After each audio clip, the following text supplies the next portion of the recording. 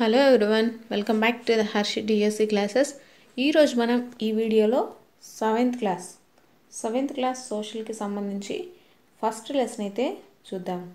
First lesson వచ్చేసి విశ్వము మరియు భూమి.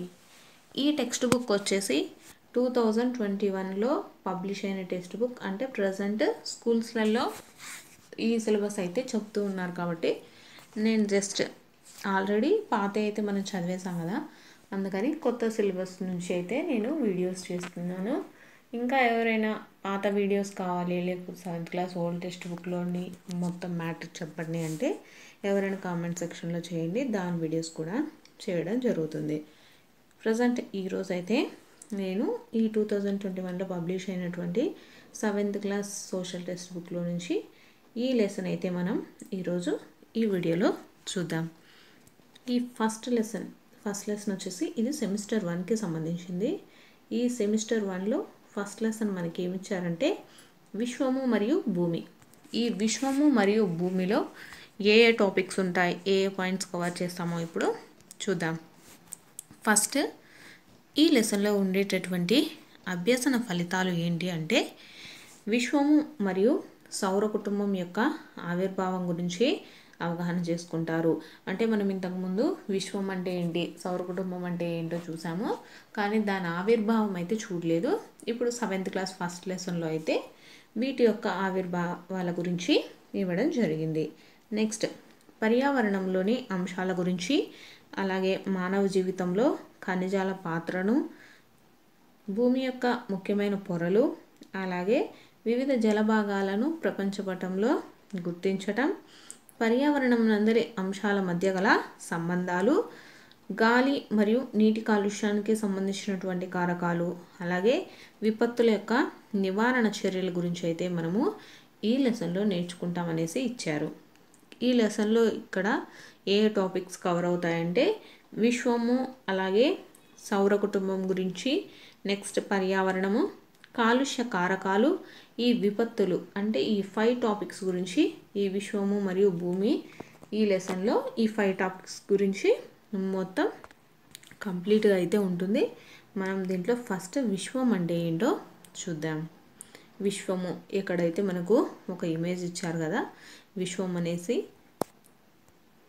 ఎక్కడ ఏమి ఇచ్చారంటే ఫస్ట్ మనకు ఇందాక చిత్రం అయితే చూసాం కదా ముందు పేజీలో, అదేంటంటే వివిధ పరిమాణాలు అలాగే ఆకారాలు కదా పదార్థాలను అలాగే అంశాలను గుర్తించవచ్చు. మనం ఇందాక ఇమేజ్లో అయితే చూసాం కదా, చీకటి ఆవరించిన నేపథ్యంలో కొన్ని స్వయం ప్రకాశాలుగా ఉన్నాయి.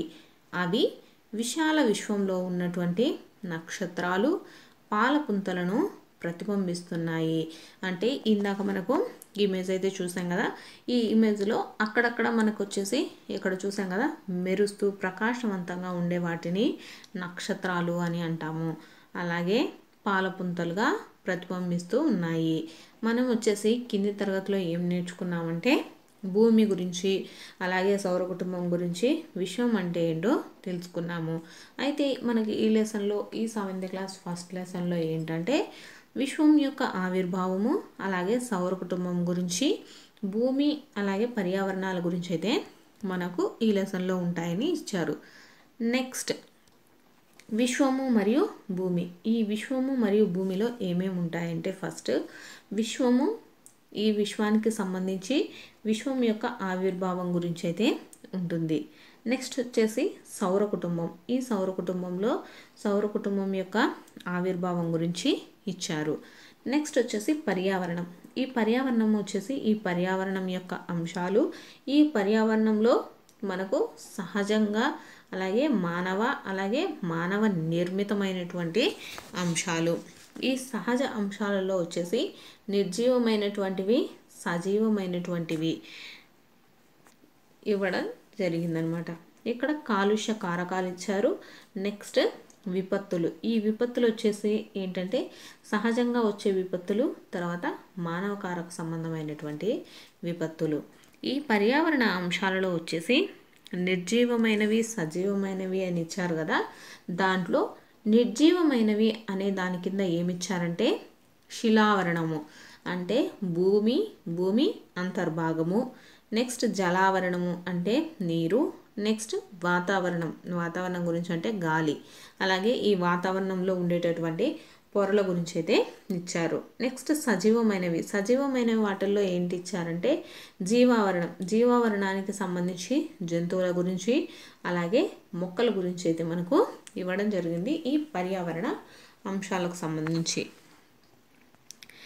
నెక్స్ట్ ఇక్కడ ఏమి ఇచ్చారంటే సౌర కుటుంబంలో భూమి గురించి గత తరగతిలో తెలుసుకున్నాము. సౌర కుటుంబంలోని గ్రహాలను గుర్తు చేసుకోండి అని ఇచ్చారు. ఇక్కడ మనకు వచ్చేసి జీవరాశులు ఉన్నటువంటి ఏకైక గ్రహం వచ్చేసి భూమి ఒక్కటే. మనకు వచ్చేసి ఈ జీవరాశులలో ఏకైక గ్రహము మన భూమి ఒక్కటే అన్నమాట, జీవరాశులు ఉన్నటువంటిది. అంటే ఏ గ్రహం మీద కూడా ఏ జీవరాశులు అనేటటువంటివి లేవు, ఓన్లీ భూమి మీద మాత్రమే జీవరాశులు ఉన్నాయి అని మీకు తెలుసు కదా అని ఇచ్చారనమాట. నెక్స్ట్ వచ్చేసి మనకు ఫస్ట్ టాపిక్ వచ్చేసి విశ్వం అంటే ఏంటి అనేది మనము ఇప్పుడు చూద్దాం. ఇక్కడ వచ్చేసి విశ్వం అంటే ఊహించలేనటువంటి అనేక అంశాలు కలిగి ఉన్న విస్తారమైన అంతరిక్షమును విశ్వము అంటారు. విశ్వం అంటే ఏంటంటే ఊహించలేనటువంటి అనేక అంశాలను కలిగి ఉంటుందన్నమాట. అలాగే విస్తారమైనటువంటి దాన్ని ఏమంటారంటే విశ్వము అని అంటారు. ఈ విశ్వంలో ఏమేమి ఉంటాయంటే సూర్యుడు, గ్రహాలు, పాలపుంత అనే నక్షత్ర వీధి మరియు అన్ని నక్షత్ర వీధులు ఉంటాయన్నమాట. విశ్వం అంటే ఎంతో పెద్దది, కానీ అది ఎంత పెద్దగా ఉంది ఏంటనేది ఎవరికి మనకు ఇప్పటి వరకు తెలియదు అనమాట. అలాగే విశ్వం యొక్క వ్యాప్తి కూడా అనంతమైనది. నెక్స్ట్ వచ్చేసి విశ్వాన్ని అధ్యయనం చేసే శాస్త్రాన్ని ఏమంటారు అంటే ఖగోళ శాస్త్రం అంటారు. ఈ విశ్వాన్ని అధ్యయనం చేసే శాస్త్రాన్ని ఏమంటారు? ఖగోళ శాస్త్రం అంటారు. దీనిని రష్యన్ భాషలో ఏమంటారు అంటే కాస్మాలజీ అంటారు. రష్యన్ భాషలో ఏమంటారు అంటే కాస్మాలజీ అని, ఆంగ్ల భాషలో వచ్చేసి ఆస్ట్రానమీ అని అంటారు. ఖగోళ శాస్త్రంలో శాస్త్రీయ పరిశోధన గెలీలియా అనేటటువంటి ఇటాలియన్ ఖగోళ శాస్త్రవేత్తలతో ప్రారంభమైంది. ఇతడు టెలిస్కోప్ అనే పరికరాన్ని తయారు చేశాడు. ఈ పరికరం ద్వారా గెలీలియో మొదటిసారి ఆకాశం వైపు చూసినప్పుడు అతనికి తెలియని ఎన్నో వింతలు కనిపించాయి. గెలీలియో కాలం నుండి అనేక మంది ఖగోళ శాస్త్రవేత్తలు విశ్వం గురించి శోధిస్తూ ఉన్నారు. విశ్వం ఎలా ఉద్భవించిందనే దానిపై శాస్త్రవేత్తలకు ఏకాభిప్రాయం లేదు.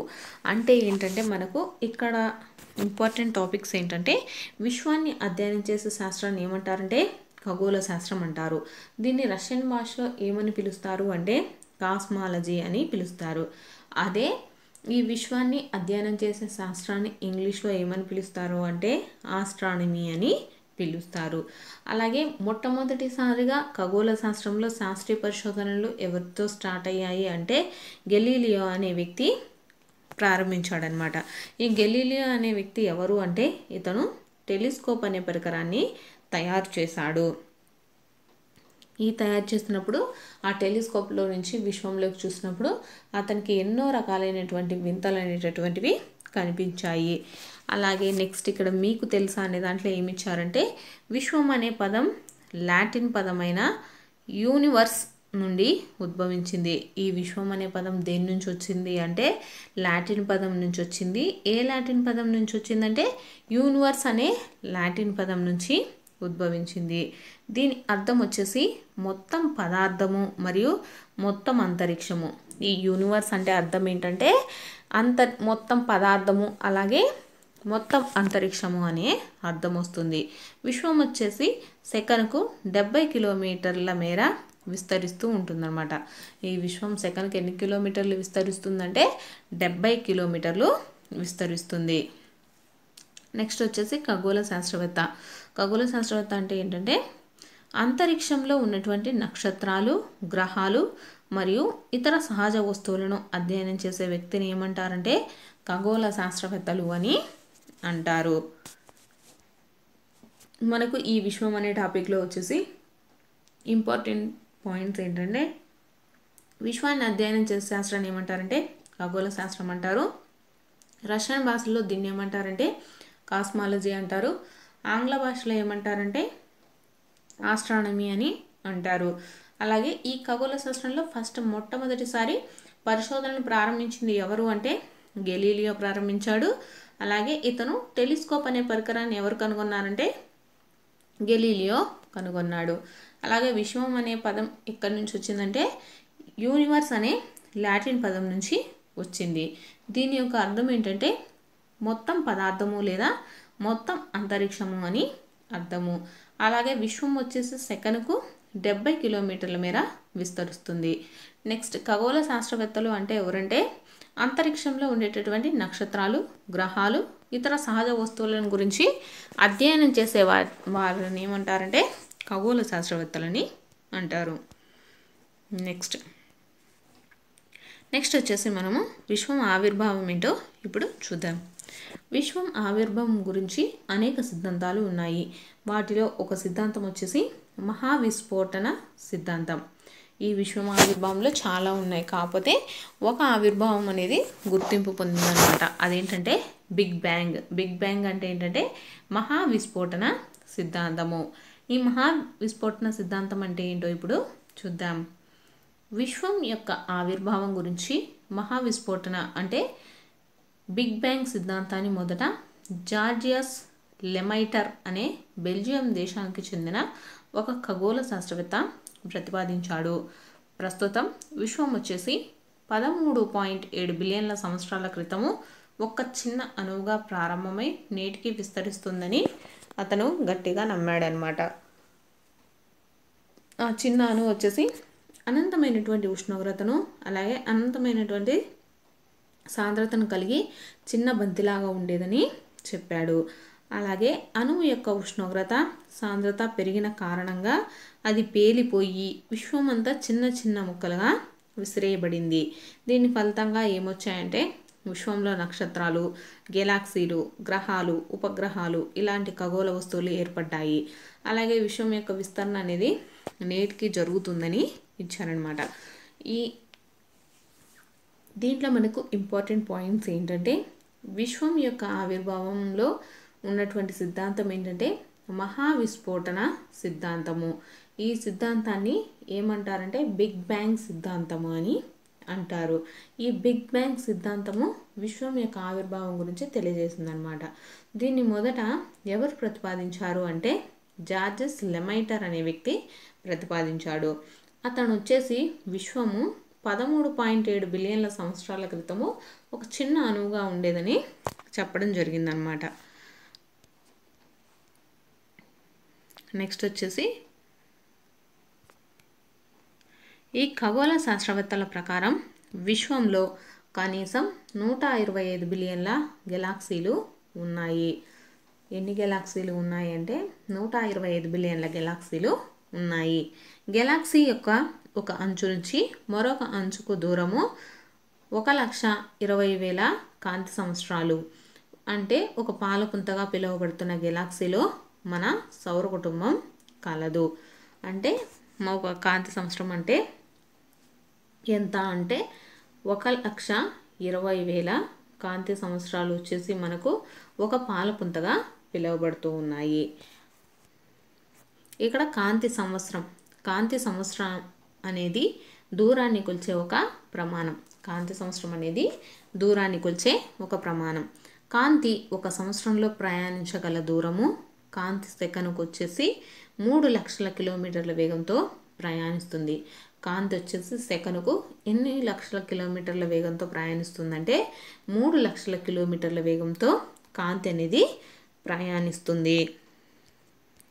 నెక్స్ట్ ఇప్పుడైతే మనం విశ్వం గురించి తెలుసుకున్నాము. అలాగే విశ్వం యొక్క ఆవిర్భావం గురించి అయితే తెలుసుకున్నాము. నెక్స్ట్ వచ్చేసి సౌర కుటుంబం.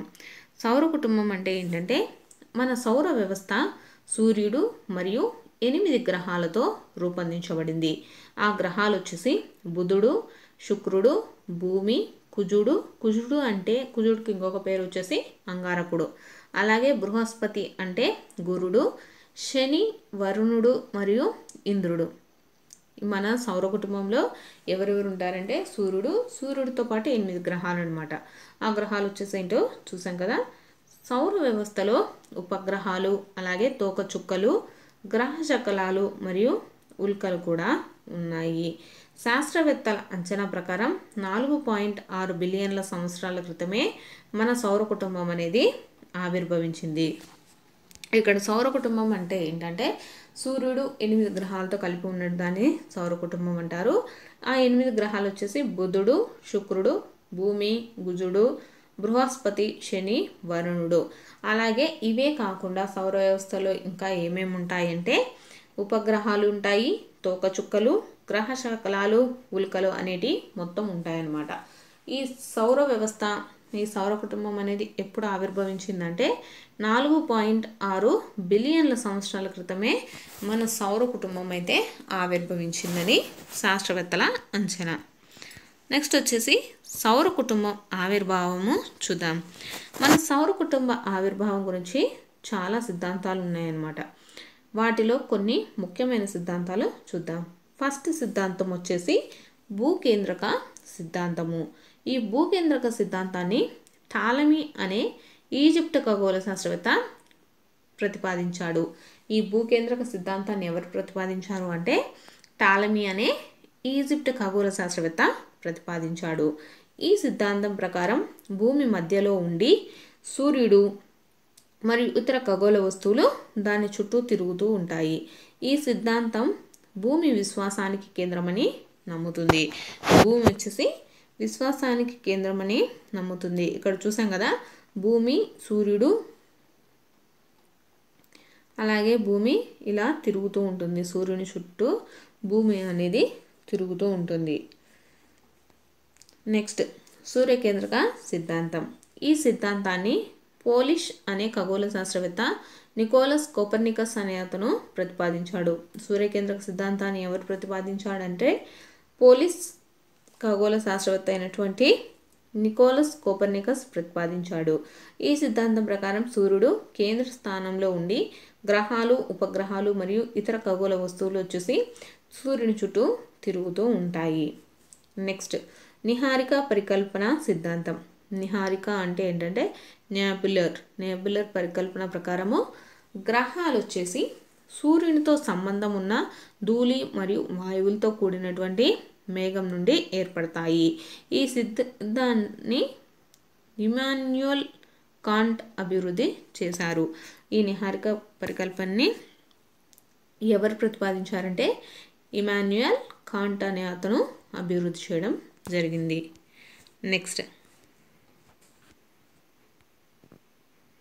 నెక్స్ట్ వచ్చేసి భూమి అంటే ఏంటంటే సౌర కుటుంబంలో భూమి ఒక్కటే జీవరాశులు కలిగి ఉన్నటువంటి గ్రహం. ఇక్కడ మనకు చాలా గ్రహాలు ఉన్నాయి, 8 గ్రహాలు అయితే ఉన్నాయి కదా. ఈ 8 గ్రహాలు కాకుండా మనకు ఏ గ్రహంలో కూడా జీవరాశులు అన్నిటి ఉండవు అనమాట. ఓన్లీ భూమి మీద మాత్రమే జీవరాశులు కలిగి ఉన్నటువంటి గ్రహం. అది ఎందుకు అంటే ఈ భూమి మీద వచ్చేసి సరైన ఉష్ణోగ్రత ఉంటుంది. ఎందుకంటే ఇది సూర్యునికి చాలా దగ్గరగా కానీ చాలా దూరంగా కానీ లేదనమాట. కనుక భూమిపై జీవరాశుల మనుగడ సాగిస్తూ ఉంది. అలాగే మనుషులు, చెట్లు, జంతువులు, పర్వతాలు, రోడ్లు, భవనాలు మొదలైనటువంటిని మనము మరింత ఇక్కడైతే ఒక చిత్రం ఇచ్చారు కదా, దాంట్లో మనము చూడొచ్చని ఇచ్చారు. నెక్స్ట్ వచ్చేసి పర్యావరణం గురించి ఇచ్చారు. పర్యావరణం అంటే ఏంటో ఇప్పుడు చూద్దాం.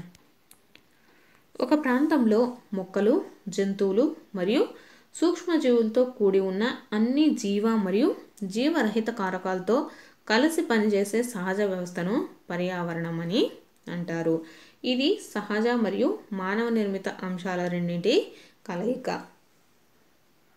ఈ పర్యావరణం అంటే ఏంటంటే సహజంగా ఉన్నది అలాగే మానవ నిర్మితమైనటువంటి అంశాల రెండింటి కలయికని ఏమంటారంటే పర్యావరణం అంటారు. ఇది వచ్చేసి ప్రాథమిక జీవిత సహాయక వ్యవస్థ. ఈ పర్యావరణం వచ్చేసి ప్రాథమిక జీవిత సహాయక వ్యవస్థ. ఇది మనం పీల్చే గాలి, తాగే నీరు, తినే ఆహారం, జీవించే భూమి వంటి వాటిని మనకు అందిస్తూ ఉంటుంది. ఇది కంటికి కనిపించని ఎన్నో రకాల సూక్ష్మజీవులు, జంతువులు, మొక్కలు మరియు మానవులను కలిగి ఉంటుంది. పర్యావరణం అంటే ఏంటంటే ఒక ప్రాంతంలో ఉన్నటువంటి మొక్కలు, జంతువులు, సూక్ష్మజీవులతో కలిసి ఉన్నటువంటి జీవం అలాగే జీవరహితమైనటువంటి కారకాలతో పనిచేసే సహజ వ్యవస్థను ఏమంటారంటే పర్యావరణం అని అంటారు. ఈ పర్యావరణం వచ్చేసి సహజంగా అలాగే మానవ నిర్మితమైన అంశాల కలయిక. అలాగే ఇది మన ప్రాథమిక జీవిత సహాయక వ్యవస్థ. అంటే మనము ఫస్ట్ జీవించడానికి పర్యావరణం అనేది మనకు చాలా తోడ్పడుతుంది. అలాగే మనం పీల్చేటటువంటి గాలి కానీ, తాగే నీరు కానీ, ఆహారం అలాగే జీవించే భూమి వంటి వాటిని మనకు ఈ పర్యావరణం అనేది అందిస్తుంది. నెక్స్ట్ వచ్చేసి ఈ పర్యావరణం అంటే ఎన్విరాన్మెంట్.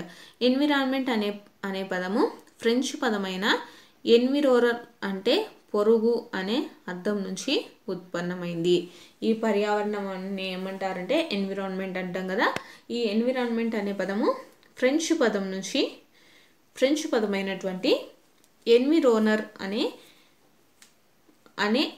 పదం నుంచి వచ్చిందనమాట. ఎన్విరోనర్ అంటే ఏంటంటే పొరుగు అని అర్థము. నెక్స్ట్ ప్రతి సంవత్సరం వచ్చేసి మనము జూన్ 5వ తేదీన మనం ప్రపంచ పర్యావరణ దినోత్సవాన్ని జరుపుకుంటాము. ప్రపంచ పర్యావరణ దినోత్సవాన్ని ఎప్పుడు జరుపుకుంటామంటే జూన్ 5వ తారీఖున మనము ప్రపంచ పర్యావరణ దినోత్సవాన్ని జరుపుకుంటాము. నెక్స్ట్ వచ్చేసి పర్యావరణం యొక్క అంశాలు అనమాట. పర్యావరణ యొక్క అంశాలు వచ్చేసి సహజమైనవి అలాగే మానవ మరియు మానవ నిర్మిత అంశాలు అనే 3 భాగాలుగా వర్గీకరించారు. పర్యావరణంలో ఉండే అంశాలు ఏంటంటే ఫస్ట్ సహజమైనవి, నెక్స్ట్ మానవ నిర్మితమైనవి, అలాగే మానవ సంబంధమైనటువంటివి ఏంటో ఇప్పుడు మనం చూద్దాం. ఫస్ట్ సహజమైనవి అంటే ఏంటంటే ఫస్ట్ నిర్జీవులు ఏంటంటే నీరు వచ్చేసి మనకు జలావరణము, భూమి వచ్చేసి శిలావరణము, గాలి వచ్చేసి వాతావరణము. నెక్స్ట్ వచ్చేసి సజీవులు అంటే ఏంటంటే జంతువులు, మొక్కలు, పక్షులు, కీటకాలు, వీటిని వచ్చేసి సజీవులు అంటారు. నిర్జీవులు వచ్చేసి గాలి, నీరు, భూమి, ఇవి నిర్జీవుల కింద వస్తాయన్నమాట. ఇక్కడ వచ్చేసి మానవ నిర్మితమైనటువంటి అంశాలు. ఈ పర్యావరణంలో మానవ నిర్మితమైనటువంటి అంశాలు ఏంటంటే వంతెనలు, భవనాలు, ఉద్యానవనాలు, పరిశ్రమలు, స్మారక నిర్మాణాలు, రహదారులు మొదలైనవి. ఇవన్నీ వచ్చేసి మనం మానవులతో నిర్మించుకున్నాం కాబట్టి వీటిని మానవ నిర్మిత అంశాలు అని అంటారు. నెక్స్ట్ మానవ సంబంధమైనవి ఏంటంటే ఒక వ్యక్తిగత కుటుంబము, అలాగే సమాజము, మతము, విద్య, ఆర్థిక మరియు రాజకీయ మొదలైనవన్నీ మానవ సంబంధమైనటువంటి అంశాలు. ఈ పర్యావరణం యొక్క అంశాలు అయితే చూసాం కదా. వీటిల్లో ఫస్ట్ సహజ పర్యావరణం గురించి చూద్దాం. సహజ వాతావరణంలో భూమి, నీరు, గాలి, మొక్కలు, జంతువులు వంటి జీవులు ఉంటాయి. మీ మునుపటి తరగతిలో శిలావరణం అంటే ఏంటి, అలాగే జలావరణము, వాతావరణము, జీవావరణం అంటే ఏంటో చూసాం కదా. అయితే ఇక్కడ మనము భూమి యొక్క సహజ ఆవరణములు అని కూడా అంటారు. ఈ భూమిని వచ్చేసి మనము సహజ ఆవరణలు అని కూడా అంటాము. ఈ సహజ పర్యావరణంలో వచ్చేసి ఏమేమి ఉంటాయంటే ఈ సహజ పర్యావరణాన్ని 4 రకాలుగా వర్గీకరించారనమాట. అదేంటంటే శిలావరణము, జలావరణము, వాతావరణము, జీవావరణము. ఈ సహజ పర్యావరణం కింద వచ్చే ఈ శిలా ఆవరణంలో ఏమేమి ఉంటాయంటే శిలావరణం కింద పర్వతాలు, కొండలు, పీఠభూములు, మైదానాలు, లోయలు మరియు ఎడారులు అనేటటువంటివి ఈ శిలావరణం కింద వస్తాయి. అలాగే జలావరణానికి సంబంధించి జలావరణం అంటే మొత్తం నీరు ఉండేదన్నమాట. నీరు మనకి ఎక్కడెక్కడ ఉంటుంది అంటే మహాసముద్రాలు, అలాగే సముద్రాలు, నదులు, సరస్సులు మరియు చెరువులలో ఇవి వచ్చేసి మనకు జలావరణం కింద వస్తాయి. అలాగే వాతావరణంలో మనకు చాలా పొరలు ఉన్నాయి కదా. ఆ వాతావరణాలు ఏంటంటే ట్రోపో ఆవరణము, స్ట్రాటో ఆవరణము, మోనో ఆవరణము, ధర్మో ఆవరణము, అలాగే ఎక్సో ఆవరణము. ఈ ఆవరణాలు మొత్తం వచ్చేసి మనకు వాతావరణం కింద ఉన్నాయి. నెక్స్ట్ జీవావరణానికి సంబంధించి ఏమేమి జీవిస్తున్నాయి భూమి మీద అంటే మానవులు, పక్షులు, కీటకాలు, మొక్కలు మరియు జంతువులు ఇవి వచ్చేసి మనకు జీవావరణం కింద వస్తాయి. నెక్స్ట్ వచ్చేసి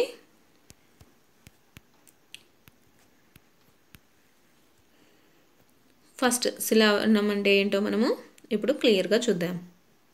శిలావరణం అంటే భూమి యొక్క రాతి పొరను శిలావరణం అంటారు. అంటే భూమిపైన ఉండే రాతి పొరను వచ్చేసి శిలావరణము అని అంటారు. ఇది మొత్తం వచ్చేసి రాళ్ళు, ఖనిజాలతో రూపొందించి మట్టి యొక్క పలుచని పొరతో కప్పబడి ఉంటుంది. భూమి మీద ఫస్ట్ ఉండేటటువంటి లేయర్ను మనం ఏమంటారంటే శిలావరణం అంటారు. ఎందుకంటే ఫస్ట్ ఇది రాళ్ళతో ఉంటుంది. తర్వాత మరియు అక్కడక్కడ ఈ రాళ్ళ కింద మనకు భూమి లోపలికి వెళ్ళే కొద్ది ఏముంటుందంటే ఖనిజాలతో రూపొందించి ఉంటుంది. నెక్స్ట్ వచ్చేసి మట్టి యొక్క పలుచటి పొరతో, మనకు పైన మొత్తం మట్టే కనిపిస్తూ ఉంటుంది కదా, మట్టి యొక్క పలుచటి పొరతో కప్పబడి ఉంటుంది.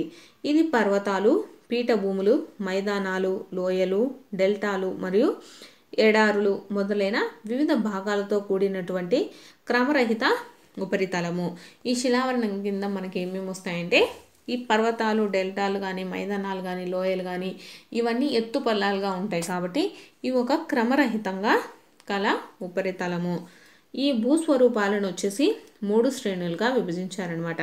మొదటి శ్రేణి, రెండవ శ్రేణి మరియు మూడవ శ్రేణులుగా ఈ భూస్వరూపాలు, ఈ శిలావరణం మీద ఉండేటువంటి భూస్వరూపాలను 3 శ్రేణులుగా అయితే వర్గీకరించారు. ఇక్కడ మీకు తెలుసా అని కింద ఏమి ఇచ్చారంటే శిలావరణము. శిలావరణం అనేది మనకు లిథోస్పియర్. శిలావరణం వచ్చేసి లిథోస్పియర్ అనే పదం లిథో మరియు స్పేరా అనే గ్రీకు పదాల నుంచి ఉద్భవించింది. లిథో అంటే ఏంటంటే రాయి మరియు స్పెరా అంటే గోళము లేదా బంతి అని అర్థము. స్పైరా అంటే అర్థం ఏంటంటే గోళం కానీ బంతి కానీ అర్థము. ప్రతి సంవత్సరం వచ్చేసి మనము ఏప్రిల్ 22న ప్రపంచ ధరిత్రీ దినోత్సవంగా జరుపుకుంటాము.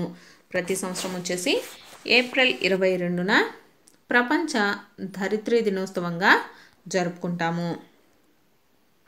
ఇక్కడ మనకు శిలావరణం కింద ఏమి ఇచ్చారంటే శిలావరణం అంటే ఏంటంటే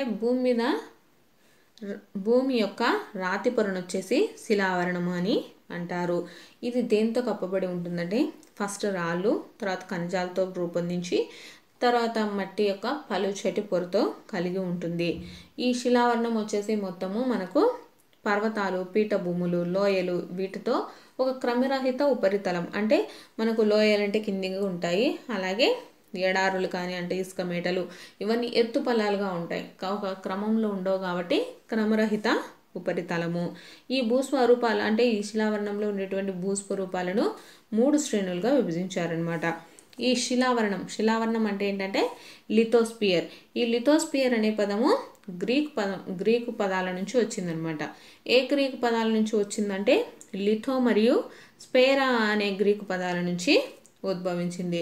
లిథో అంటే ఏంటంటే రాయి, అలాగే స్పేరా అంటే అర్థం ఏంటంటే గోళము లేదా బంతి అని అర్థము. అలాగే మనం వచ్చేసి ప్రతి సంవత్సరము ఏప్రిల్ 22న వచ్చేసి మనము ప్రపంచ ధరిత్రీ దినోత్సవంను జరుపుకుంటాము.